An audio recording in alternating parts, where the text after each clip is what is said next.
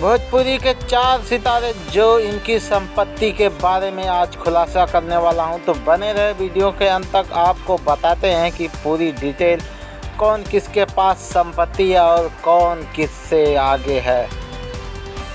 भोजपुरी अभिनेता मनोज तिवारी इंडस्ट्रीज का एक बड़ा हिस्सा है। अभिनेता होने के साथ साथ मनोज तिवारी गायक भी, म्यूजिक डायरेक्टर भी हैं। भोजपुरी सिनेमा में आने से पहले इन्होंने 10 साल तक बजतौर गायक काम किया। सिनेमा में अपनी अदाकारी से लोगों का दिल जीत चुके हैं मनोज तिवारी। राजनीति में भी अपना दम दिखा चुके हैं। बात करते हैं अभिनेता की कुल संपत्ति के बारे में, तो मनोज तिवारी लगभग 24 से 25 करोड़ रुपए की संपत्ति के मालिक हैं।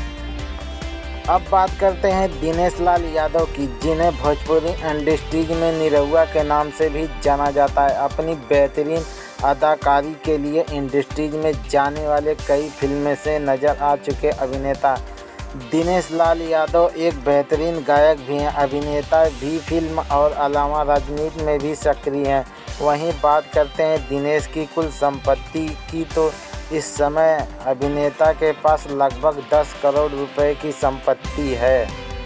वहीं बात करें खेसारी लाल यादव की, तो भोजपुरी फिल्म इंडस्ट्रीज में सुपरस्टार खेसारी लाल आज भी किसी पहचान के मोहताज नहीं है। बेहद गरीब और संघर्ष में जीवन व्यतीत करने वाले खेसारी आज भी प्रतिभा के दम पर सफलता सुख भोग रहे हैं। वर्तमान भोजपुरी सिनेमा में महंगी कलाकारों से एक खेसारी लाल यादव मौजूद समय में 10 से 12 करोड़ रुपए संपत्ति के मालिक हैं।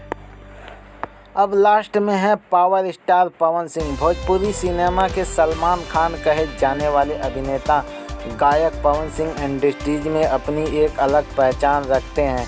करीब 80 से ज़्यादा फिल्मों में काम कर चुके पवन सिंह ने 800 से ज़्यादा म्यूजिक एल्बम भी बनाए हैं। वहीं अभिनेता की कुल नेटवर्क की बात करें तो 40 करोड़ रुपए की संपत्ति के साथ पवन सिंह भोजपुरी के सबसे अमीर अभिनेता हैं। तो कैसी लगी जानकारी कमेंट बॉक्स में ज़रूर बताना। हाँ, चैनल पे नए हो तो चैनल को सब्सक्राइब करके बेल आइकन ज़रूर दबा देना।